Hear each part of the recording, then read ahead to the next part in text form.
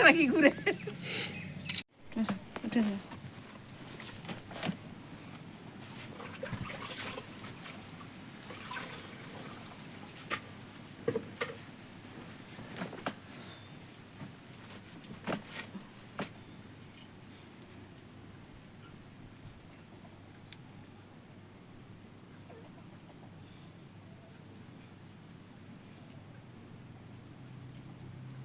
জ্বর 102, কমছেই নি।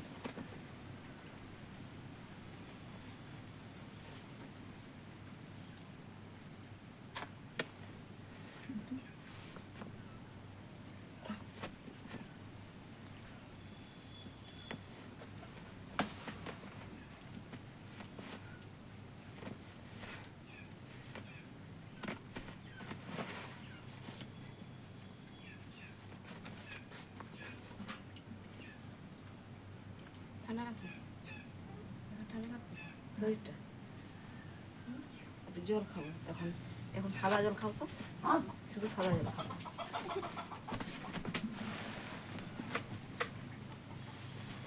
এখন শুধু সাদা জল।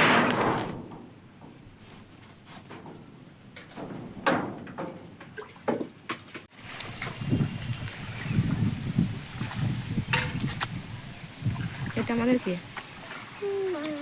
ভোলানাথ। এটা আমাদের ভোলানাথ। এটা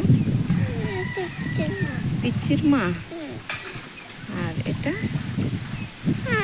এটা কি? ভোলানাথের মা। খুব সুন্দর বাতাস দিচ্ছে, পুকুরের জল সুন্দর দেখাচ্ছে, খুব সুন্দর দেখাচ্ছে পুকুরের জল। আর এখানে আমাদের এখানে কে বানা হয়ে আছে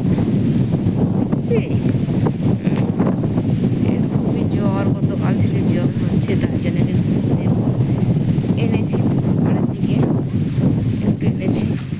সেখানে ছাগলগুলো চড়তেছে, দেখা যাচ্ছে। এই যে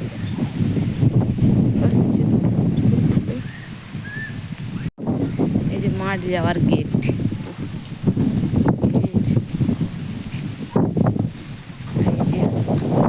বিস্কিট মানে পড়েছে মাঠে কাজ করতে। ওই যে একজন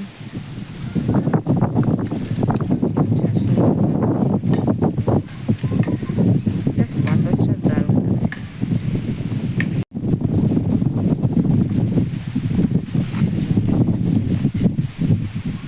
বাতাস খুলে যাচ্ছে। এটা হচ্ছে আমাদের মোহন, এইটা দিয়ে জল ঢুকি, মাঠের জল। আর এখানে অভার জল এটা দিয়ে বেরিয়ে যায়।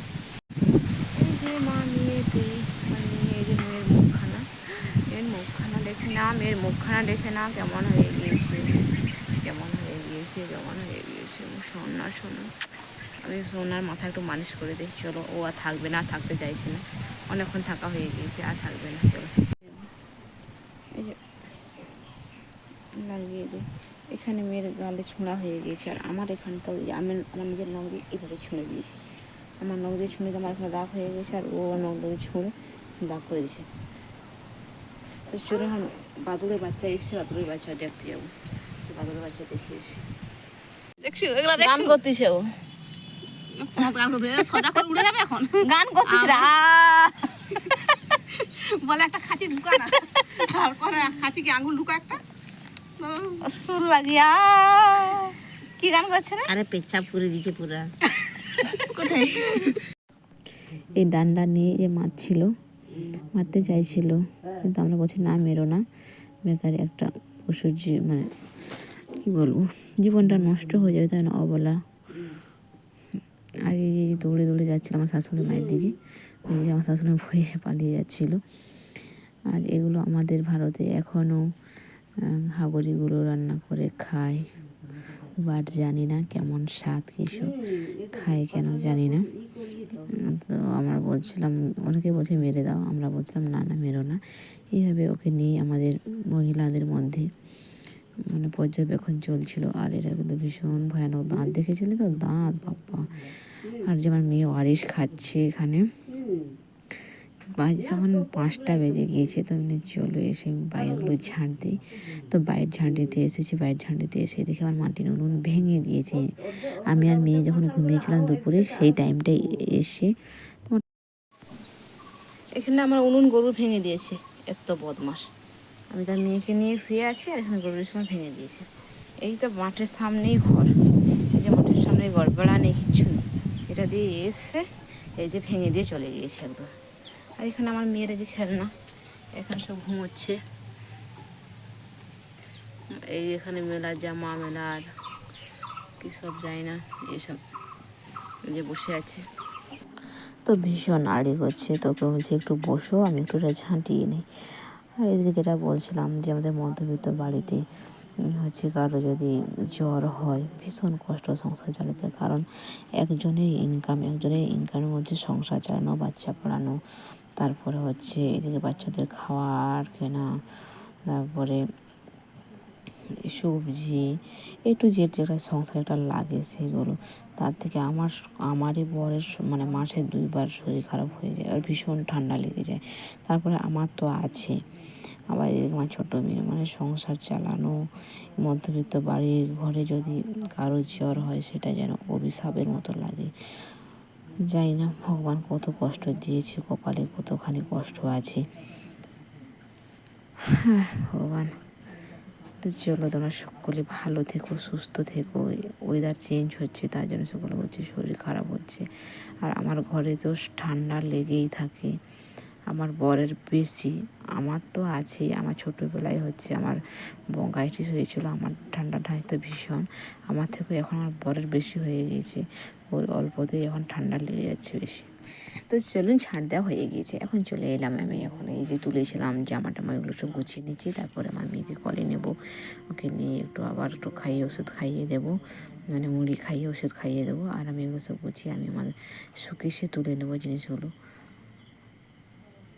সামনে বিয়ে বাড়ি আছে, যাই না কিছু হবে। আর এই মাসে আমার বড় ডিউটি ভালো নেই বললে চলে, খুবই মানে কষ্ট। অবশ্যই ভালো থাকবেন, সকলে সুস্থ থাকবেন। আর আমার মেয়ে যেন খুব তাড়াতাড়ি সুস্থ হয়, এইটাই ভগবানের কাছে প্রে করি। ও যেন সুস্থ হয়ে তাড়াতাড়ি আবার আগের মতন খেলাধুলো করে। আর এখন জানি না, আগেও মেয়ের জ্বর হয়েছে এরকম দেখিনি, এখন দেখছি মেয়ের জ্বর হয়েছে কিন্তু ভীষণ পা হাত ঠান্ডা হয়ে যাচ্ছে কেন আমি জানি না, সারা শরীর আগুনের মতন, কিন্তু হাতের তালু পায়ের তালু ঠান্ডা কেন আমি জানি না। এই এতদিন পরে দেখছি এটা কী ধরনের জ্বর। আগে ছোটো থেকে বড় মানে এতদিন, মানে 6 বছর পর্যন্ত দেখছি আগে কোনোদিন হাত পা ঠান্ডা হয়নি, এবারেই দেখছি এভাবে হাত পা ঠান্ডা হচ্ছে। দিন যাচ্ছে যেমন সব কিছু চেঞ্জ হচ্ছে, জানি না। আর আমি এইভাবেই সব আমাদের জিনিসগুলো সব ভাঁজ করে আমি শোকেসে তুলে নিই। প্রত্যেকের ভাগ থাকে, আমার আলাদা, আমার বড় মেয়ের আলাদা, ছোটো মেয়ের আলাদা, আমার বরের আলাদা, আর ওদের স্কুল জামা আলাদা, সব এরকম প্রত্যেক দিন আমাকে এটা একটা এক্সট্রার কাজ, ভাঁজ করে রাখতে হয়। কারণ একসঙ্গে রাখলে খুঁজে পাবো না, তার জন্য যে যার সকলে আলাদা আলাদা করে রেখে। আর এখানে গামছা কয়টা রেখেছি, ওই হাত পা মোছার, বিছনা টিছনা ছাড়ার এইসব। আর এই সাইডে আমি রেখে দিচ্ছি আমার ছোটো মেয়ের, আমার, আর ওখানটাতে আমার ঠাকুর আছে। আর এই সাইডটায় আমার হচ্ছে কয়েকটা শাড়ি রেখে দিচ্ছি, আর উপরের এতে আমার বড়ো মেয়ের আর ছোটো মেয়ের স্কুল জামা থাকে। তো চলো, বাই বাই। আমার ব্লগটা যদি ভালো লাগে তো অবশ্যই লাইক, কমেন্ট অ্যান্ড শেয়ার। আর যদি আমার ব্লগটা দেখতে চাও অবশ্যই সাবস্ক্রাইব করে দিও। Bye bye.